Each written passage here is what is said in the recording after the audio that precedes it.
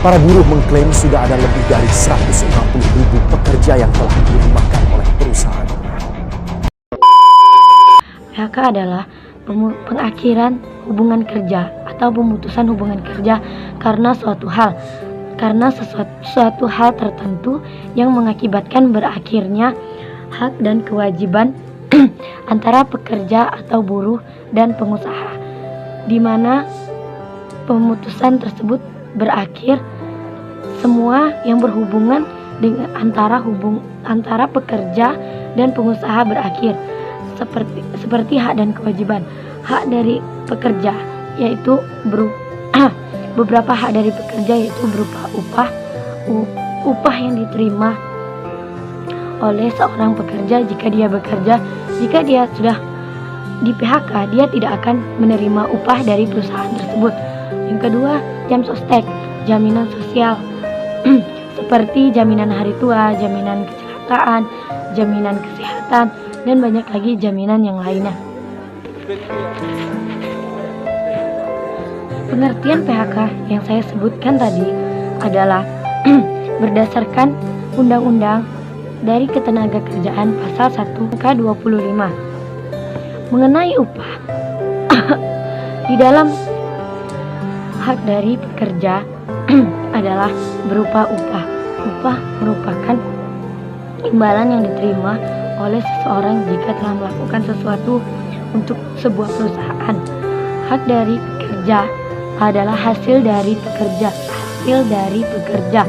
Apapun yang dilakukan oleh pekerja itulah hak dari sebuah perusahaan.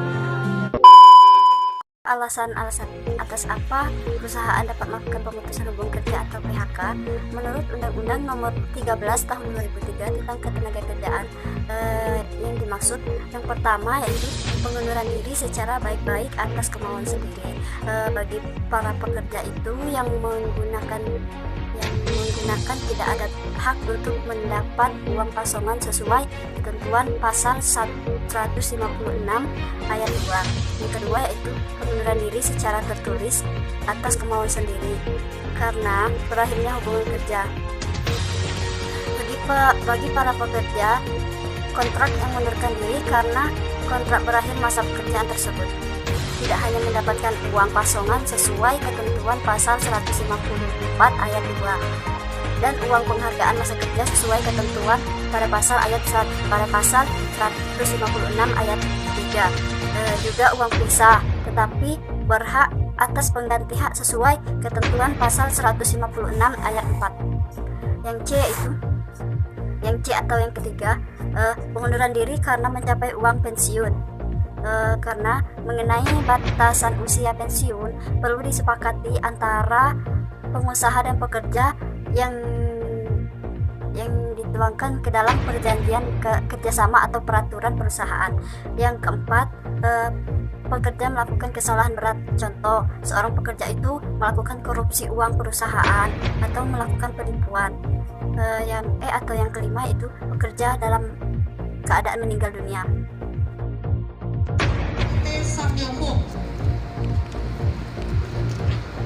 Diberitahukan kepada seluruh alasan perusahaan dilarang melakukan pemutusan hubungan kerja sesuai dengan Undang-Undang Nomor 13 Tahun 2003 Pasal 153 ayat 1 yang berbunyi, yang pertama, pekerja atau buruh berhalangan masuk kerja akibat sakit menurut keterangan dokter selama waktu tidak melampaui 12 bulan secara terus-menerus. Yang kedua, pekerja atau buruh berhalangan menjalankan pekerjaannya karena memenuhi kewajiban terhadap negara sesuai dengan ketentuan peraturan perundang-undangan yang berlaku. Yang ketiga, pekerja atau buruh menjalankan ibadah sesuai dengan agamanya. Yang keempat, pekerja atau buruh menikah. Yang kelima, pekerja atau buruh perempuan hamil, melahirkan, gugur kandungan, atau menyusui bayinya. Yang keenam, pekerja atau buruh mempunyai pertalian darah dan atau ikatan perkawinan dengan pekerja atau buruh lainnya di dalam suatu perusahaan, kecuali telah diatur dalam perjanjian kerja, peraturan perusahaan, atau perjanjian kerja bersama. Yang ketujuh, pekerja atau buruh mendirikan, menjadi anggota dan atau pengurus serikat pekerja atau serikat buruh, pekerja atau buruh di luar jam kerja atau di dalam jam kerja atas kesepakatan pengusaha atau berdasarkan ketentuan yang diatur dalam perjanjian kerja, peraturan perusahaan atau perjanjian kerja bersama.